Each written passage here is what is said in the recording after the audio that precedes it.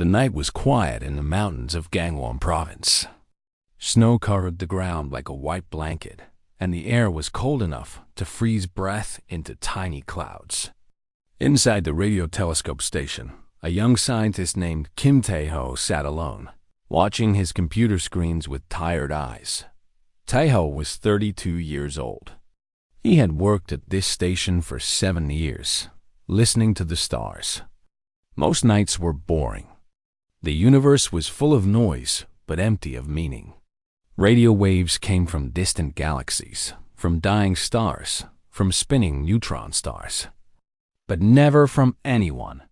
Never from something alive. Tonight was different. At exactly 2:47 in the morning, his computer made a sound he had never heard before. It was a soft ping, like a tiny bell. Tae-ho sat up straight and looked at the screen. A pattern was forming. Not random noise. Not natural signals from space. This was something organized. Something with purpose. His hands began to shake as he watched the data flow across his monitor. The signal was repeating. The same pattern, over and over again.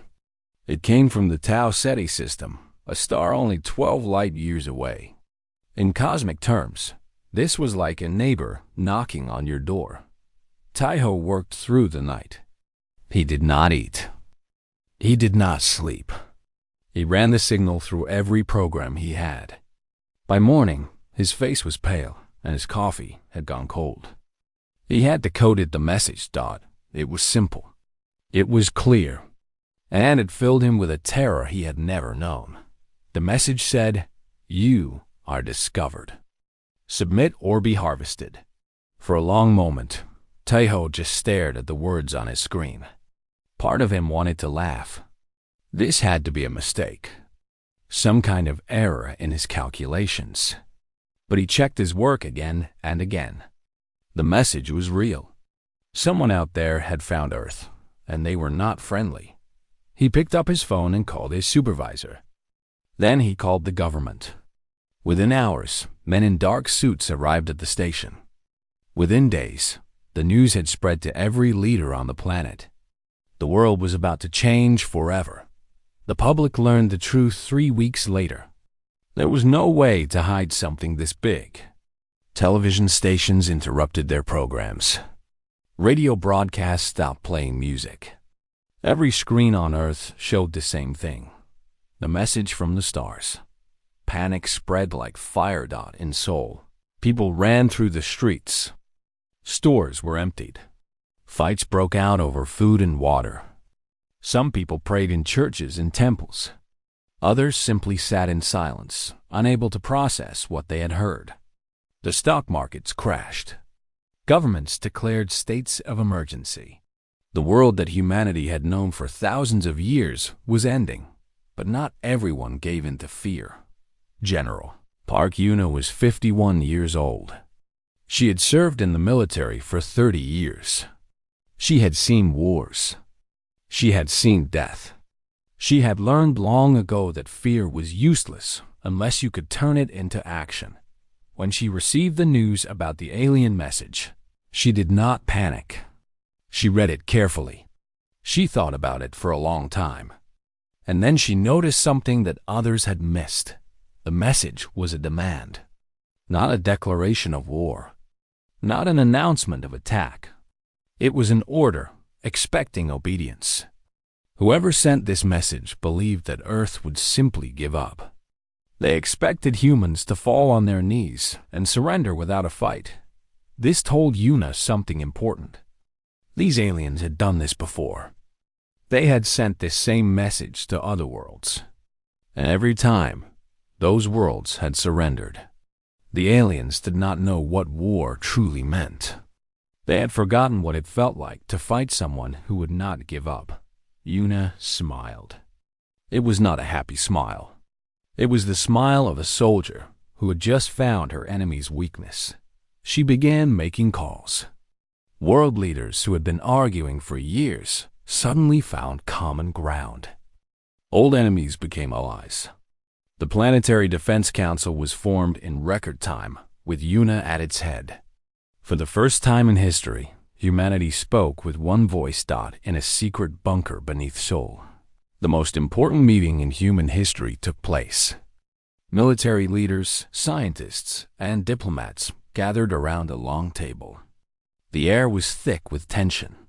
Everyone knew that the next few hours would decide the fate of their species. Dr. Lee Hana was the youngest person in the room.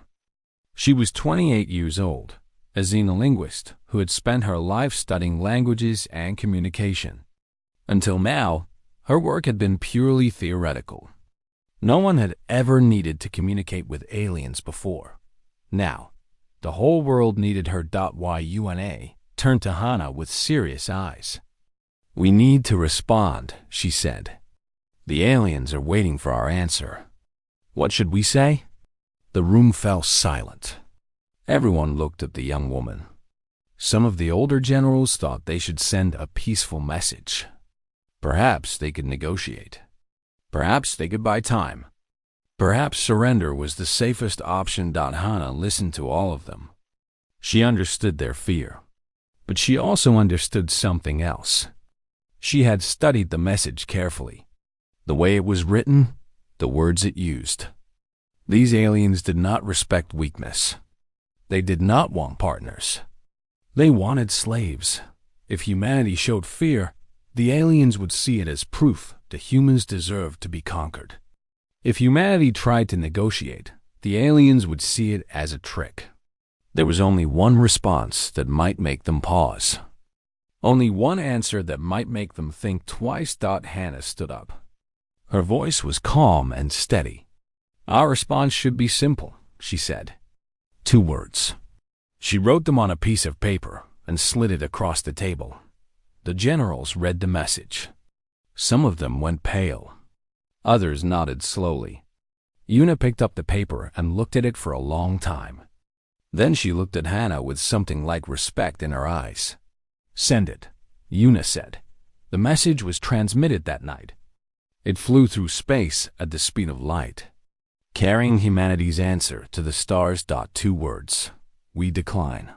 Somewhere in the Tau Ceti system, beings who had conquered 1,000 worlds received the transmission. For the first time in 10,000 years, they were confused. No species had ever refused them. No world had ever said no. They did not understand humans. They did not know about human history, full of wars and revolutions and people who chose death over slavery. They did not know about the fire that burned in human hearts when someone tried to take their freedom, but they would learn. In the mountains of Gangwon Province, Taeho stood outside the radio station and looked up at the stars. He was scared. Everyone was scared. But mixed with the fear was something else. Something that felt like pride. Humanity had been given a choice between submission and destruction. They had chosen to fight. Whatever happened next, whatever horrors the aliens brought down upon them, at least they would face it standing up. The stars twinkled in the cold night sky. Somewhere out there, an ancient empire was preparing for war. And on a small blue planet, 8 billion humans were getting ready to show them what a terrible mistake they had made. The signal had been received. The answer had been sent. There was no going back now. 80 months passed after humanity sent its defiant reply to the stars. 18 months of preparation, of building, of waiting. Every factory on Earth worked day and night. Every scientist pushed beyond their limits. Every soldier trained until their bodies ached. The whole planet had become one giant fortress, waiting for an enemy that no one had ever seen. Admiral Choi Seung-ho stood on the bridge of the orbital station called Aegis. He was 60 years old, with gray hair and deep lines on his face. He had spent his whole life studying war. He had read about every battle ever fought on Earth, from ancient times to modern days. He knew how generals had won and how they had lost. He knew that victory came not from strength alone, but from understanding your enemy. The problem was, no one understood the Velar. That was the name humanity had given to the alien empire.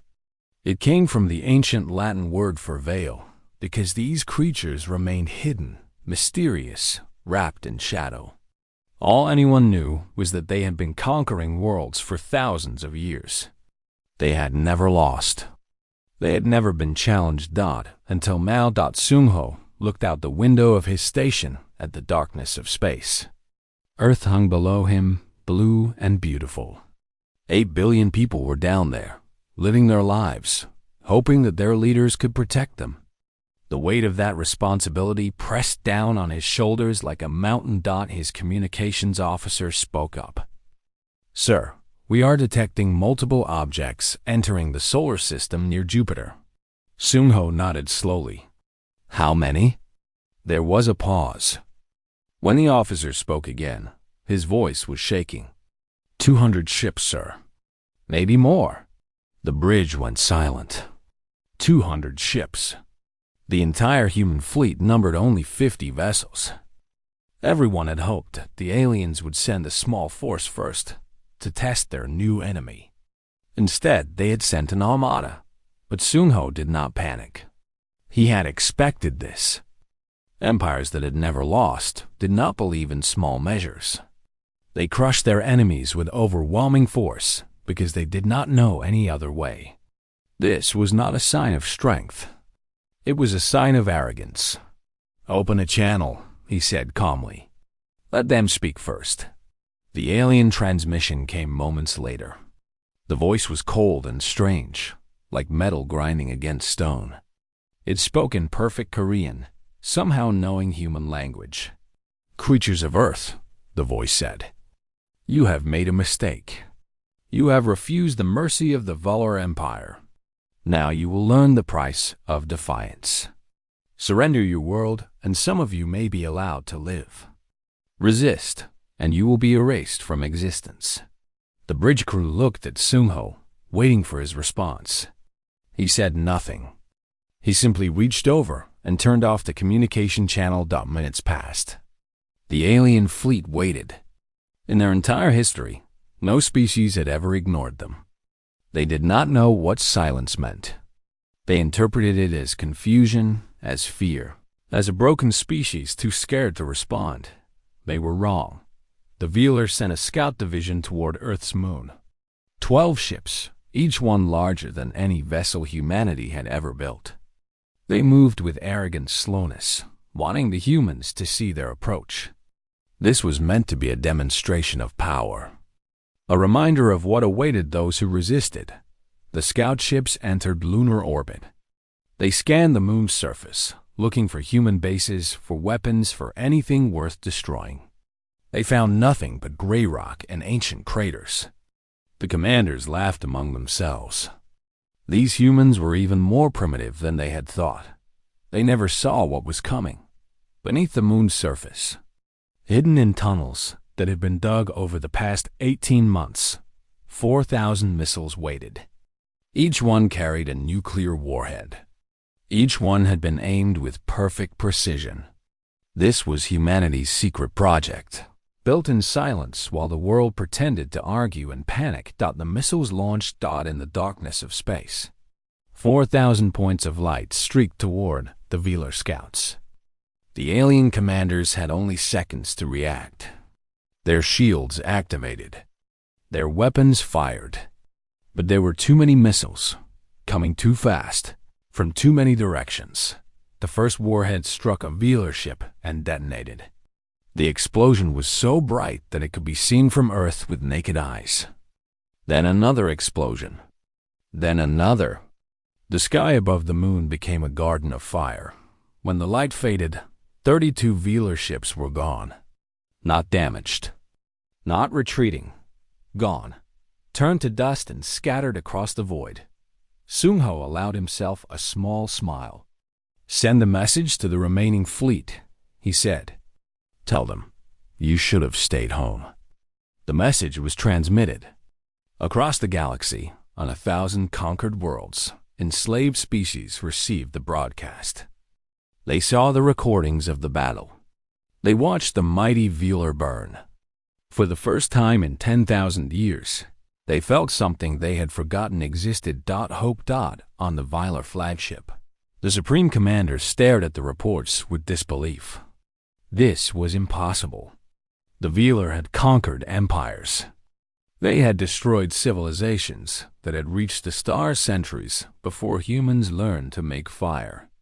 How could such primitive creatures hurt them? The commander's advisor spoke carefully. Perhaps we underestimated them, Supreme One. Perhaps we should... Silence, the commander hissed. These insects killed our warriors. They will pay for this insult with their extinction. The remaining Velar fleet moved toward Earth, but they moved more slowly now, more carefully. The arrogance was still there, but underneath it was something new. Something that felt almost like doubt. On Aegis Station, Sung-Ho watched the enemy approach. He knew that the first battle had been a surprise attack. The next one would not be so easy. The Velar would be ready. They would adapt. They would throw everything they had at humanity, but humanity would be ready, too. General Park Yuna's voice came through the communication system. Admiral, the world is watching. What are your orders? Sung-Ho looked at the stars. Somewhere out there, ancient beings were coming to destroy everything he loved. His home, his people, his world. He thought about his daughter, who was now serving as an engineer on one of the defense platforms. He thought about his grandson, who was only 3 years old and knew nothing about war. He would not let them down. Tell the fleet to prepare for combat, he said. Tell the people of Earth to stay strong. And tell the Velar that they have made the worst mistake in the history of their empire. The human fleet moved into position. 50 ships against over 160. The odds were terrible. By any logical calculation, humanity should have surrendered long ago. But humans did not fight because the odds were good. They fought because some things were worth dying for. The second battle of the war began at dawn. When the sun rose over the Pacific Ocean, the Velar attacked with fury, their weapons lighting up the sky like a storm of fire. Human ships exploded. Stations fell. Thousands died in the first hour alone. But the humans did not run. They did not surrender. They fought with everything they had, using tactics that the Velar had never seen. They crashed damaged ships into enemy vessels. They used asteroids as shields. They turned their own deaths into weapons. By the end of the day, humanity had lost half its fleet. But the Velar had lost even more. The war was no longer a conquest. It was a fight. And the Velar were learning slowly and painfully that humans were not like other species. Humans did not know how to give up. Humans did not accept defeat. Humans fought until there was nothing left to fight with. And even then, they found a way to keep going. The galaxy watched. The enslaved worlds held their breath. And somewhere in the cold darkness of space, the rulers of the Velar Empire began to understand that they had awakened something terrible. Something that would not stop until one side was completely destroyed. The Velar Empire had ruled the galaxy for 10,000 years. They had conquered over 1,000 worlds. They had destroyed species that were older than the stars themselves. In all that time, they had never faced a true challenge. They had forgotten what it meant to lose. Now, they remembered. After the first battles, the Velar Supreme Council gathered in their great hall on their homeworld. The room was dark and cold, filled with beings who had known nothing but victory their entire lives. They looked at the reports from the human war with confusion and anger. How could such small creatures cause so much damage? How could beings who had only left their planet a few centuries ago hurt the greatest empire in existence? The oldest member of the council, a creature who had lived for 3,000 years, spoke in a voice like cracking ice. These humans are different. They do not fear death. They do not seek mercy. They fight like animals backed into a corner. Then we will treat them like animals, the Supreme Commander replied. We will send the swarm. The council fell silent. The swarm was not just a fleet. It was a force of nature. Thousands of ships, controlled by a single mind, designed for one purpose: total destruction. The Velar had used it only twice in their history, both times against enemies so powerful that normal warfare could not defeat them. Using it against humans seemed like killing a fly with a mountain, but the Supreme Commander did not care about appearances. He cared about victory. And if humanity wanted to fight, he would show them what true war looked like. The swarm awakened on Earth. The news arrived like a cold wind. Sensors detected thousands of ships moving toward the solar system. Not hundreds, thousands. A wall of metal and death stretching across the void, blocking out the stars themselves. General Park Yuna called an emergency meeting. The survivors of the first battles gathered in the underground command center. Their faces were tired and scarred. They had already lost so much: friends, family, entire cities. Now they learned that the real enemy was just arriving. Captain Beijin Su was among them. He was 29 years old, born in Bizen, raised by the sea. Before the war, he had been a test pilot, flying experimental aircraft over the ocean. Now he commanded Fury Squadron, the most skilled and reckless pilots humanity had to offer. His sister, Bei Mina, sat beside him. She was 3 years younger, an engineer who had graduated at the top of her class. She had designed most of the ships that Fury Squadron flew. They were not elegant vessels. They were ugly and brutal, built for one thing only: to kill. Mina looked at the data on her tablet. "The swarm will arrive in 6 weeks, she said quietly. "We do not have enough ships to fight them. We do not have enough weapons. We do not have enough anything." Jinsu put his hand on her shoulder. "Then we will find another way." The next 6 weeks were the longest in human history. Factories worked without stopping. People gave up sleep, gave up rest, gave up everything except the burning need to survive. The colonies on Mars and Europa became military bases, filled with weapons that had been hidden for emergencies. Dr. Kim Tae-ho, the scientist who had first discovered the alien message, worked on a desperate project.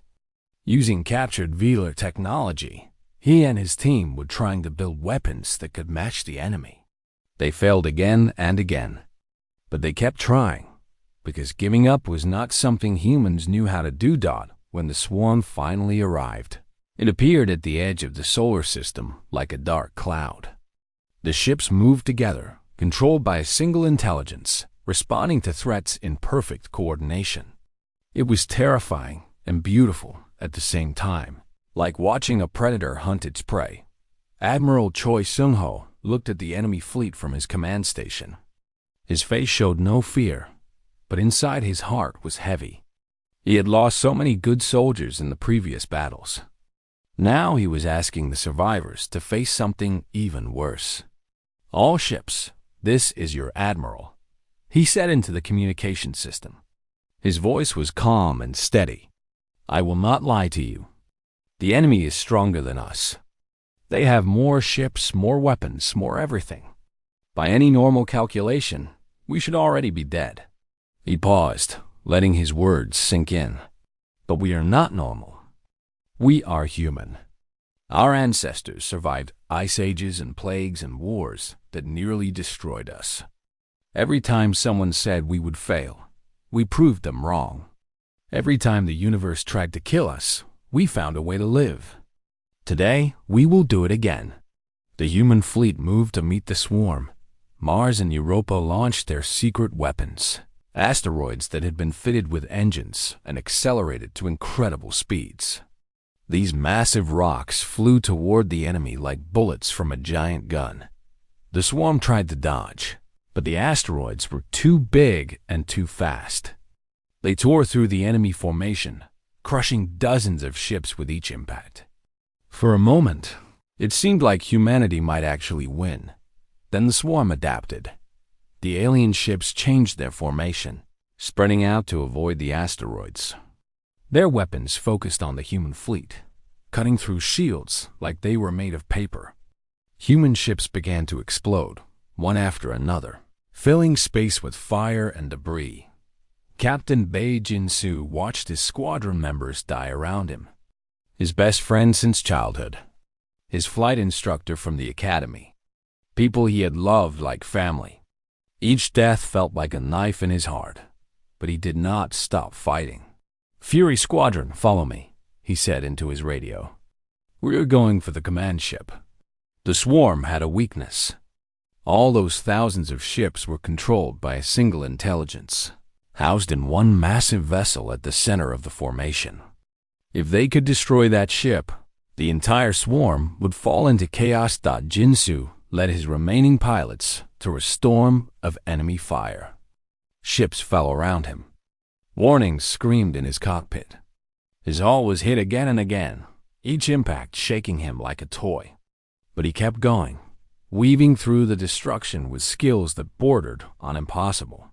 He reached the command ship. It was enormous, bigger than a mountain, covered in weapons that could destroy planets. Jinsu looked at it and felt something that surprised him: peace. He thought about his sister, safe on Earth. He thought about the oceans of Bizon, where he had learned to swim as a child. He thought about all the people he was fighting for, all the lives that depended on what happened in the next few seconds. "Mina," he said into his radio, knowing his sister was listening. "I love you. Tell Mom and Dad I love them too." His ship carried an antimatter warhead, the most powerful weapon humanity had ever built. He had always known this was a one-way mission. He had volunteered anyway. Jinsu flew his ship directly into the command vessel and detonated the warhead. The explosion was visible from Earth. When the light faded, the swarm was in chaos. Without their controlling intelligence, the ships began to drift and crash into each other. The human fleet, battered and bleeding, pushed forward and destroyed them one by one. By the time the battle ended, the swarm was gone. Humanity had won, but the cost was terrible. Thousands of ships destroyed, millions of people dead. Cities on Earth and Mars burned to ash. Jinsu and so many others, gone forever. Mina stood in the ruins of the command center, holding the last message from her brother. His final words had been broadcast to the entire planet. "They should have left us alone."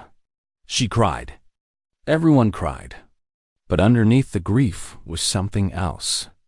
Something hard and sharp and dangerous. The Viller had tried to destroy humanity with their greatest weapon. They had failed. And now humanity was angry. Now humanity wanted revenge. 3 years had passed since the swarm was destroyed. 3 years of rebuilding, of mourning, of preparation. Earth was covered in scars. Cities that had stood for centuries were now empty ruins. Billions of people had died. The survivors walked through a world that would never be the same. But humanity had not given up. Humanity never gave up. General Park Yuna stood before the United Council, the governing body that now represented all of Earth. She was older now, her hair streaked with gray, her face lined with exhaustion. But her eyes still burned with the same fire that had carried her through the darkest days of the war. "We have a choice," she said, her voice filling the great hall. "We can stay here. We can rebuild our walls and hide behind them, hoping that the Veiler will leave us alone. We can spend the rest of our existence waiting for the next attack, living in fear of the day they return." She paused, looking at the faces around her. World leaders, military commanders, scientists and philosophers, all of them carrying the weight of humanity's future on their shoulders. Or, Yuna continued, we can take the fight to them. The room erupted in arguments. Some called her insane. How could humanity attack an empire that spanned 1,000 worlds? How could they fly across the galaxy to fight an enemy on their home ground? It was suicide. It was madness. But others nodded slowly. They remembered the friends they had lost, the families who had been torn apart. The children who would never grow up. They remembered the message that had started everything: submit or be harvested. They remembered how it felt to be treated like cattle, like animals, like things to be used and thrown away. They were tired of being afraid. Dr. Kim Tae-ho presented his research. Over the past 3 years, his team had studied every piece of Velar technology they could find. They had learned how the alien ships traveled faster than light. They had figured out how to build their own engines using the same principles. "We can do it," Tae-ho said. "We can build a fleet. We can reach the Velar homeworld. It will take time, and it will cost everything we have. But it is possible." The vote was close. For a long moment, the future hung in balance. Then, one by one, the leaders raised their hands.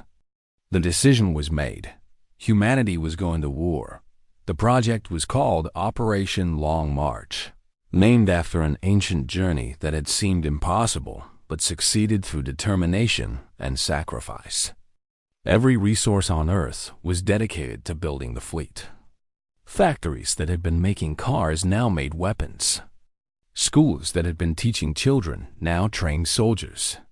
The whole planet became a machine with one purpose: revenge. Lieutenant Han Soo-yeon was 25 years old when she volunteered for the mission. She came from a small town in the countryside, the daughter of farmers who had never left their province. She had joined the military to see the world. Now she was going to see the galaxy. She was assigned to the flagship, a massive vessel called the Unyielding. It was the biggest ship humanity had ever built, crewed by 10,000 people, armed with weapons that could crack planets. Standing on its observation deck, looking out at the stars, Soo-yeon felt very small and very scared. But she also felt something else: pride, hope, the belief that what she was doing mattered, that it was worth the risk. She started keeping a journal. Every night, she wrote about what she saw and felt. It was her way of staying human in the middle of so much destruction. The fleet launched on a cold morning in October. 10,000 ships rose from Earth and the colonies, their engines lighting up the sky like a second sunrise. Billions of people watched them go. Some cheered. Some cried. Everyone knew that many of these ships would never come back. Admiral Choi Seung-ho commanded the fleet from the bridge of the Unyielding. He was old now, his body tired and worn, but his mind was still sharp, and his heart still burned with the same determination that had carried him through the first battles of the war. "Set course for Velar space," he ordered. "Maximum speed." The journey took months. The fleet traveled through regions of space that no human had ever seen. They passed dying stars and newborn nebulas. They saw wonders that made even the hardest soldiers stop and stare. But they also saw horrors. The Velar Empire had conquered 1,000 worlds. As the human fleet traveled deeper into enemy territory, they found evidence of what that conquest meant. Planets stripped of all life, their surfaces mined until nothing remained but bare rock. Species reduced to slavery, working in factories until they died, then replaced by the next generation. On one world, they found the ruins of a great civilization. Beautiful cities, advanced technology, art and music that had been destroyed simply because the Valar did not care. The people who had built these wonders were gone, erased from existence as if they had never existed. Soo-yeon wrote about it in her journal. Her words were simple but filled with emotion. "I used to think the Velar attacked us because they saw us as a threat," she wrote. "Now I understand. They attack because that is all they know. They destroy because destruction is their nature. They cannot create. They cannot build. They can only take from others." She paused, her pen hovering over the page. "We are not like them. We build cities and write songs and raise children who dream of better futures. We love and laugh and cry. We are everything they are not. And that is why we will win. The fleet reached the edge of Velar space after 6 months of travel. Before them lay the heart of the enemy empire, a region of space controlled by the most powerful civilization the galaxy had ever known. Admiral Sungho gathered his officers for a final briefing. Dr. Lihana was there, the xenolinguist who had written humanity's first reply to the alien message years ago. She was older now, her youthful optimism tempered by the realities of war. "They will be waiting for us," Sungho said. "They have had years to prepare. They know we are coming.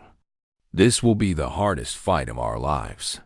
He looked around the room at the faces of his officers. Some were young, barely out of training. Others were veterans who had fought since the beginning. All of them had lost someone they loved. "I will not promise that we will all survive," Sungho continued. "I will not promise that victory is certain. What I will promise is this: whatever happens, we will make them remember us. We will make them understand that humanity is not a species to be conquered. We are a species that conquers." The officers saluted. Some had tears in their eyes. All of them felt the weight of what was coming. That night, Su-yeon wrote her longest journal entry yet. She wrote about her family back on Earth, her parents, who were probably worried sick about her. She wrote about the friends she had made on the ship, the small moments of joy in the middle of so much darkness. She wrote about her fears and her hopes and everything in between. At the end, she wrote something that would later be read by billions of people across the galaxy. "We are not heroes. We are not warriors. We are farmers and teachers and factory workers who learned to fight because we had no choice. We are ordinary people doing extraordinary things because the alternative is extinction. And if we have to die to save our world, then we will die. But we will not die quietly. We will not die on our knees. We will die standing up, fighting, screaming defiance at the stars." The fleet moved deeper into Velar space. Ahead of them, the enemy waited. Behind them, Earth held its breath. The final battle was about to begin. The Velar homeworld was called Tyrus Prime.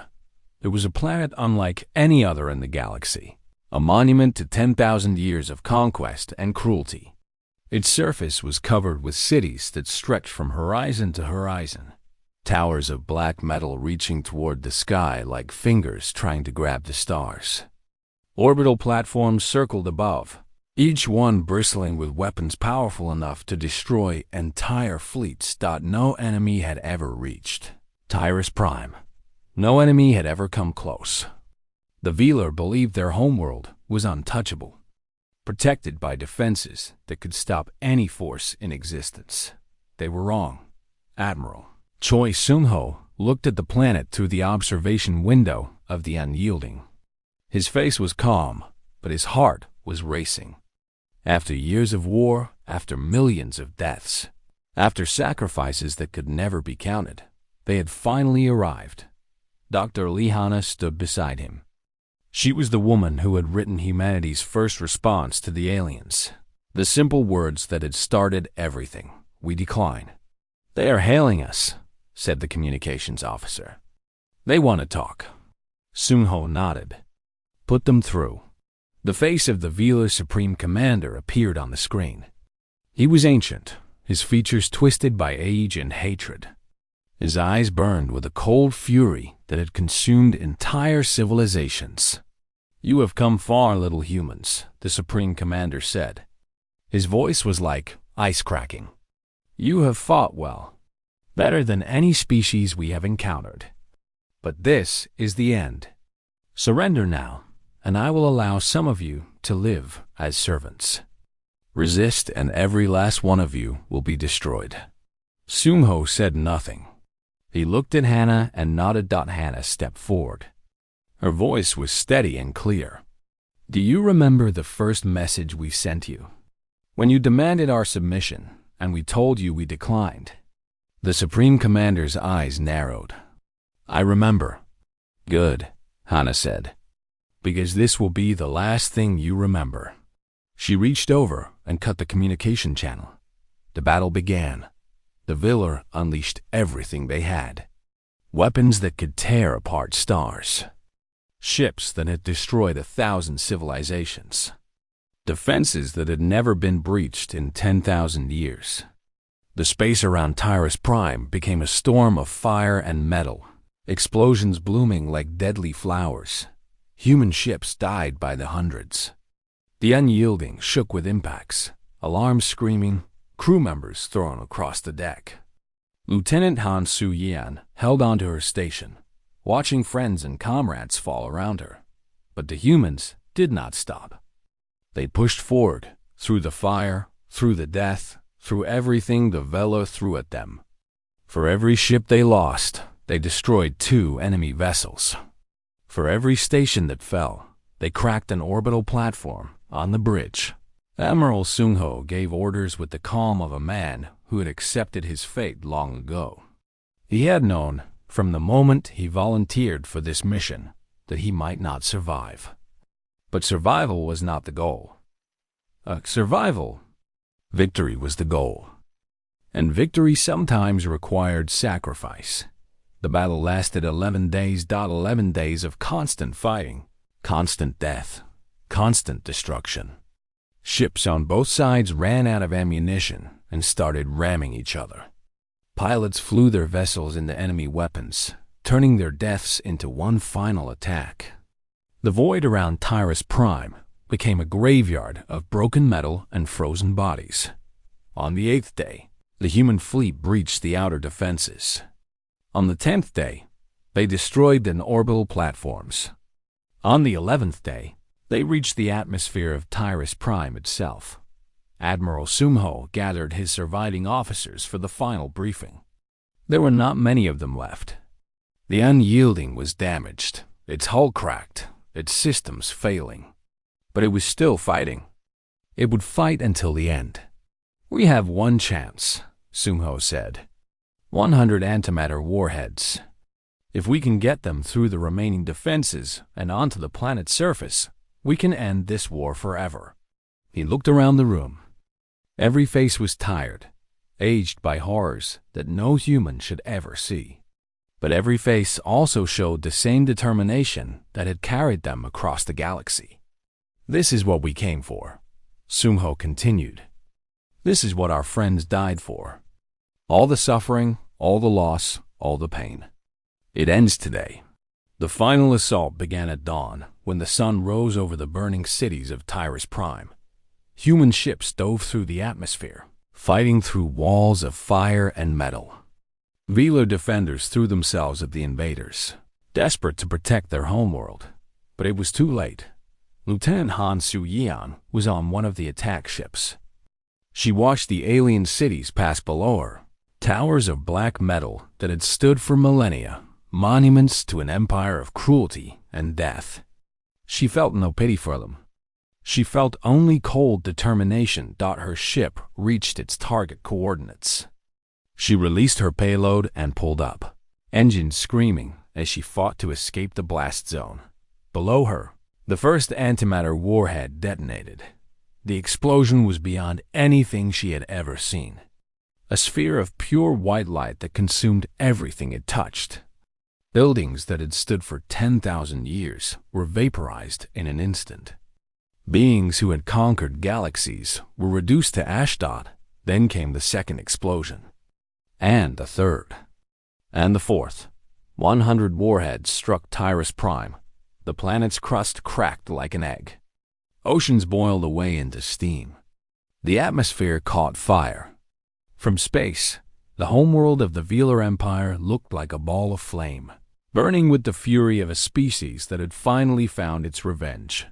When the fires faded, Tyrus Prime was dead. Not just defeated, dead.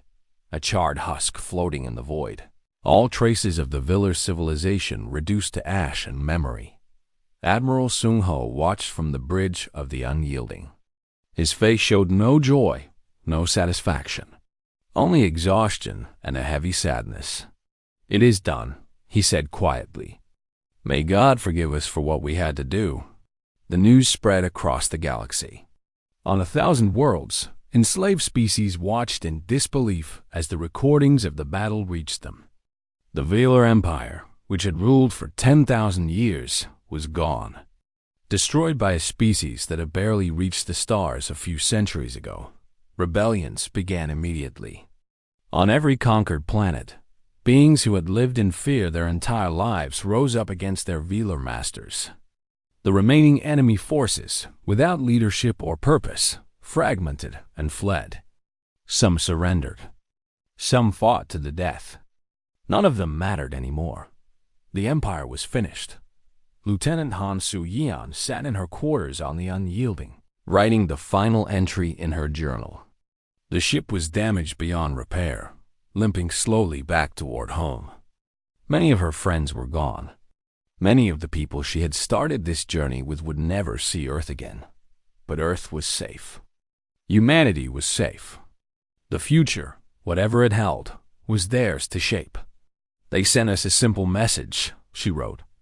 Submit or be harvested. They thought we would kneel like all the others. They thought we would beg for mercy and accept whatever scraps they threw at us. She paused, looking out the window at the stars. So many stars. So many possibilities. So many worlds where beings were waking up to freedom for the first time in generations.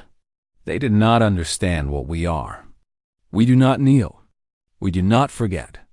And when we are wronged, we do not stop until there is nothing left to wrong us again. She closed her journal and set down her pen. Outside, the void was quiet. The war was over. On Earth, billions of people waited for their heroes to come home.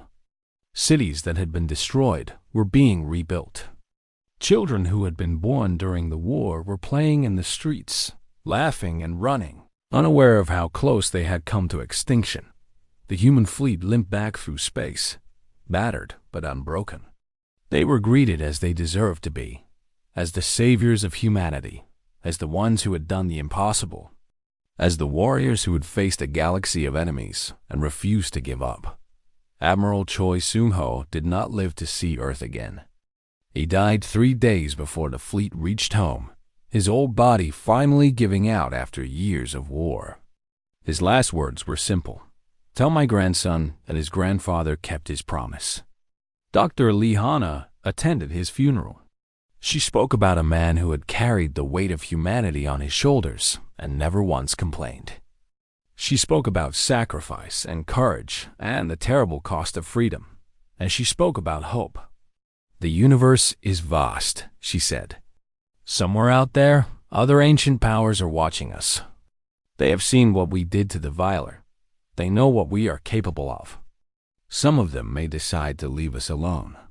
Some of them may decide to become our friends. And some of them may decide to become our enemies. She looked up at the sky, at the stars that had once seemed so cold and distant. But whatever they decide, one thing is certain. They will never again make the mistake of underestimating humanity. They will never again think that we are weak or primitive or easy to conquer.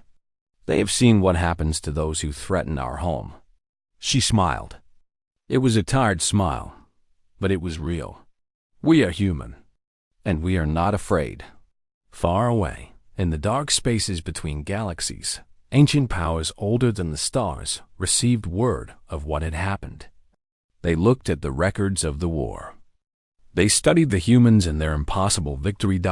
And for the first time in eons, they felt something they had forgotten. Fear. The stars no longer seemed so cold. The universe no longer seemed so dark.